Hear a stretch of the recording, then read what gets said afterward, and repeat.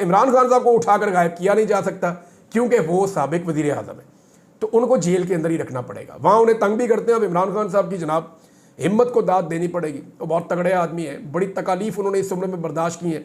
अच्छे खासे जवान ऐसी तकालीफ को बर्दाश्त नहीं कर सकते। तन्हाई बड़ी खौफनाक चीज़ है।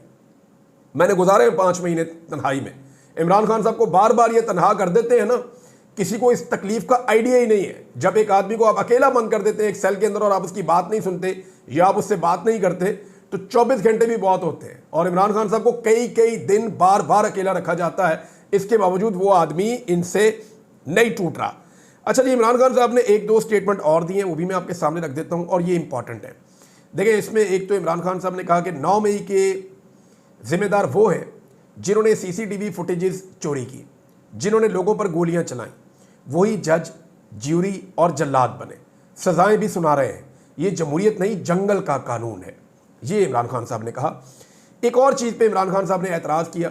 मोहसिन नकवी साहब गए थे, वज़ीर आला खैबर पख्तूनख्वा से मिले हैं, उसकी जो फुटेज जारी हुई उसके ऊपर पाकिस्तान तहरीक-ए-इंसाफ के कुछ लोगों ने एतराज़ किया था। लेकिन देखें, वहाँ पर एक सूबाई हुकूमत है, उन्हें फेडरल गवर्नमेंट के साथ मिलकर बड़े अहम मामला देखने होते हैं। यहाँ पे दहशतगर्दी के वाक़यात हैं और बेशुमार चीज़ें हैं।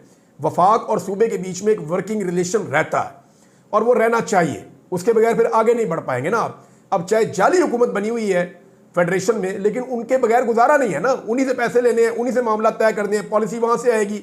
जो आपके प्रॉब्लम है आप उनको बताएंगे, जो उनके प्रॉब्लम है वो आपको बताएंगे, तो मिलकर ही आप चल सकते हैं, ऐसे आप चल नहीं सकते। लेकिन एक चीज़ पे इमरान खान साहब ने एतराज़ किया, जिस पे पाकिस्तान तहरीक-ए-इंसाफ के लोगों ने भी एतराज़ किया कि आप एहतजाज के 100 तरीके होते हैं, काली पट्टी बांध सकता है बंदा और 100 तरीके होते हैं। लेकिन इमरान खान साहब ने जो जुमले इस्तेमाल किए, मैं एज इट इज़ आपको पढ़ के सुना देता हूँ। इमरान खान साहब ने कहा कि लोगों के घरों में मातम हो रहा है, हमारे लोगों की अगर कोई मजबूरी हो तो बंद कमरे में मुज़ाकरात करें। 26 नवंबर कत्ले आम के कातलों और सहूलतकारों के साथ तस्वीर नहीं बनानी चाहिए। ये जनाब इमरान खान साहब का स्टेटमेंट है। एक इमरान खान साहब ने हुक्म जारी किया है फवाद चौधरी साहब के हवाले से। फवाद चौधरी साहब का मामला ये है कि पाकिस्तान तहरीक-ए-इंसाफ में थे, इनके ऊपर बहुत सख्त मुश्किलात नहीं, ये पार्टी छोड़कर चले गए और बहुत सारे लोगों के साथ। लेकिन फवाद चौधरी वो शख्सियत है जो जिनको इस वक्त सबसे ज़्यादा जल्दी है कि वो पाकिस्तान तहरीक-ए-इंसाफ में वापस आ जाए। यानी मैं तहरीक-ए-इंसाफ के बेशुमार लोग मेरे दोस्त हैं, फवाद चौधरी साहब से भी बहुत सलाम दुआ और बातचीत होती रही। लेकिन मुझे ऐसा लगा कि जो सबसे ज़्यादा मुतहर्रिक हैं और जल्द अज जल्द पाकिस्तान तहरीक-ए-इंसाफ का हिस्सा बनना चाहते हैं, जिनका गुजारा नहीं हो रहा कि मैं इस तहरीक का हिस्सा बनूं, वो फवाद चौधरी साहब हैं। मुझे ऐसा महसूस हुआ। पहले फवाद चौधरी साहब की तनकीद जो है वो PTI की लीडरशिप पे रहती थी और आजकल वो पाकिस्तान तहरीक-ए-इंसाफ के सोशल मीडिया को वो कहते हैं, तनकीद का निशाना बनाते हैं कि ये ठीक काम नहीं कर रहा। फवाद चौधरी साहब को ये लगता है कि अगर ये सारे लोग एक स्टेप नीचे आ जाएँ तो शायद मामला ठीक हो जाएंगे। लेकिन इमरान खान साहब की पॉलिसी ज़रा मुख्तलिफ है या पाकिस्तान तहरीक-ए-इंसाफ की पॉलिसी ज़रा मुख्तलिफ है। अब जो उनके बारे में इमरान खान साहब ने हुक्म भेजा जेल से, वो मैं आपको पढ़ के सुना देता हूँ। पाकिस्तान तहरीक-ए-इंसाफ का सोशल मीडिया फवाद चौधरी से बहुत नाराज़ है क्योंकि लगातार फवाद चौधरी साहब सोशल मीडिया के ऊपर तनकीद कर रहे थे और सोशल मीडिया उसके ऊपर रिएक्शन भी दे रहा था। अच्छा, कुछ जो फवाद चौधरी साहब ने चीज़ों की निशानदेही की है ना, मैं आपको ईमानदारी से कहूँ तो कुछ चीज़ें उन्होंने ठीक कही। लेकिन जब आप सबको रगड़ा लगा देते हैं ना, सोशल मीडिया आप कह देते हैं, तो ये बेचारे लोग मार खाए हुए हैं। इनको तकलीफ है कि चादर और चार दीवारी का तकद्दुस पामाल हुआ, इमरान खान के ऊपर इद्दत वाला केस चला, इनके लीडर के गिरबान पे हाथ डाला गया, इनके लीडर की बीवी को जो है वो रुस्वा किया गया, घर की खवातीन को गिरफ्तार कर लिया गया, औरतों को और बच्चियों को अगवा किया गया, बच्चों पे टॉर्चर किया गया, बेशुमार जुल्म और जबर की कहानियां, लोगों को गोलियां तक तो मार दी गई। तो फिर लोग अपना गिला और शिकवा करते हैं, हर एक का करने का अपना अंदाज होता है। अब वो सारे के सारे ट्रेंड लीडर तो नहीं है ना कि एक जैसी बात करें। सोशल मीडिया है, जिसको जो समझ आती है वो उस अंदाज में अपना दुखड़ा वो बेचारा बयान करता है। अब जनाब फवाद चौधरी साहब के बारे में जो जेल से इमरान खान साहब का हुक्म आया, वो ये बताते हैं जी कि बजरिया वकला आज खसूसी अहकाम दिए हैं और जमात से अलहदगी का ऐलान करने वाले चौधरी फवाद हुसैन से एलानिया ला ताल्लुकी का इजहार की हदायत की है इमरान खान साहब ने।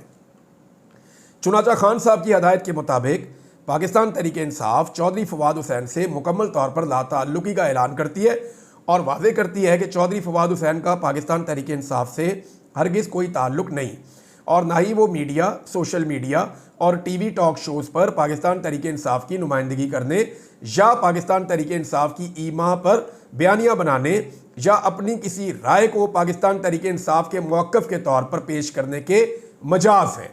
ये बैरिस्टर गोरदी खान साहब की जानिब से चेयरमैन पाकिस्तान तहरीक-ए-इंसाफ ये एलामिया जारी कर दिया गया। इमरान खान साहब ने कहा कि फवाद चौधरी पाकिस्तान तहरीक इंसाफ की नुमाइंदगी कहीं पे भी नहीं कर सकते। इससे पहले भी पाकिस्तान तहरीक इंसाफ ने फवाद चौधरी साहब को कहा था कि आप जालिम के खिलाफ बोलें, जुल्म की निशानदेही करें, आप मजलूम में कीड़े मत निकालें। ये फवाद चौधरी साहब को पहले भी बार बार कहा गया था, लेकिन फवाद चौधरी साहब को लगता है कि अगर पाकिस्तान तहरीक इंसाफ डाउन चली जाए, अपने मौक़िफ़ को तब्दील कर ले, तो इसमें एस्टेब्लिशमेंट भी अपने मौक़िफ़ को नरम कर लेगी। लेकिन मामला ये है कि लोगों को चोट लगती है तो लोग रोते हैं। अब दूसरी तरफ से ये कहा जाता है जी जुल्म और सितम का सिलसिला बंद कर दें, नाइंसाफ़ी बंद कर दें, तो हम भी अपने आप को ठीक कर लेंगे। अब ये जनाब पहले जो है वो कौन आंखें झपकता है, ये वाला मामला तो एक तरफ चल ही रहा है। लेकिन ये जो सवाल है गोली क्यों चलाई, ये सवाल पाकिस्तान में उठना शुरू हुआ था और इस सवाल से जान छुड़ाने के लिए कभी कोई चीज़ तवज्जो डाइवर्ट की जाती है। अभी मीडिया को बड़ी सख्त इंस्ट्रक्शन दी गई कि जैसे ही फौजी अदालतों का फैसला आएगा तो आपने हेडलाइंस चलानी है, आपने फलां टिकर्स चलाने हैं, आपको बयानात भेजे जाएंगे, आपने बयानात चलाने हैं, आपने बिल्कुल ट्रैक से नहीं हटना, पूरा दिन आपने ऊपर से नीचे तक आपने यही चीज़ें चलाते रहनी है, आपको हम बेचते रहेंगे। तो पाकिस्तान का मीडिया की क्या जरूरत है, जो उन्हें हुक्म आता है वो वही करते हैं और उन्हें वो करना पड़ता है, ये हम हमेशा से देखते आ रहे हैं। तो गोली क्यों चलाई, इसको डाउन करने की कोशिश है, लेकिन गोली क्यों चलाई ये एक ऐसा सवाल है जो आसाब पे सवार हो गया है उन लोगों के जिन्होंने गोली चलाई या गोली चलाने का ऑर्डर दिया। अब ये सवाल सिर्फ पाकिस्तान में नहीं रुकेगा, ये सवाल इन मिलिट्री कोर्ट के फैसलों के साथ जुड़ के आएगा और पूरी दुनिया में आवाज़ आएगी। आने वाले दिनों में आप बरतानिया की पार्लियामेंट में इस सवाल के ऊपर बहुत सारी चीज़ें आप देखेंगे होती हुई, मैं आपको ये खबर दे रहा हूँ। और अमेरिका के अंदर भी कांग्रेस में आप बहुत सारी चीज़ें होती हुई देखेंगे, गोली क्यों चलाई इस क्वेश्चन के ऊपर, और कनाडा में भी आप होती हुई देखेंगे और यूरोपीय यूनियन में भी। ये मैं आपको बता रहा हूँ वो खबर जो आने वाले दिनों में चीज़ें होने जा रही हैं, और ये सब कुछ मेरी इतला के मुताबिक डोनाल्ड ट्रंप के अमरीकी सदर बनने से पहले होगा। एक मुज़ाकरात के हवाले से खबर है, वो ये है कि इमरान खान साहब को पैगाम पहुंचाया गया है कि स्पीकर अयाज सादिक के पास जो मुज़ाकरात हो रहे हैं उनको ज़रा संजीदगी से पाकिस्तान तहरीक इंसाफ अगर ले और उस प्लेटफॉर्म के ऊपर कुछ अरसा चले तो मामला हल की तरफ जा सकते हैं। लेकिन पाकिस्तान तहरीक इंसाफ ने डेडलाइन दी हुई है और आज तक की डेडलाइन थी। अब देखते हैं कि हुकूमत इस संजीदा कोशिश के अंदर आती है ये नहीं आती, लेकिन एक जो स्टेटमेंट बैरिस्टर साद रसूल साहब ने दिया उसमें सारी कहानी है एक जुमले के अंदर, और उन्होंने बड़े आसान अल्फाज में सब कुछ समझा दिया है कि हुकूमत मुज़ाकरात से क्यों भाग रही है।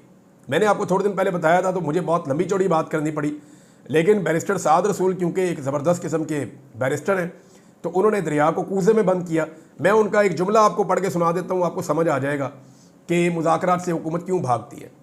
उन्होंने कहा एस्टेब्लिशमेंट को जो भी तरीके इंसाफ को देना होगा वो हुकूमत की जेब से निकाल कर देना होगा, इसलिए हुकूमत कभी नहीं चाहेगी कि मुज़ाकरात हों। अब इसके अंदर जनाब पूरी कहानी है और मुज़ाकरात इसलिए नहीं होंगे। अब हुकूमत दावे करती है जी इकॉनमी ठीक हो गई है, पाकिस्तान की इकॉनमी का बेड़ा गर्क हो गया है। ये कौन सी इकॉनमी ठीक हुई है? किसी आम आदमी के मुंह के आगे माइक करो वो आपको बताएगा कि इकॉनमी कितनी ठीक हुई है।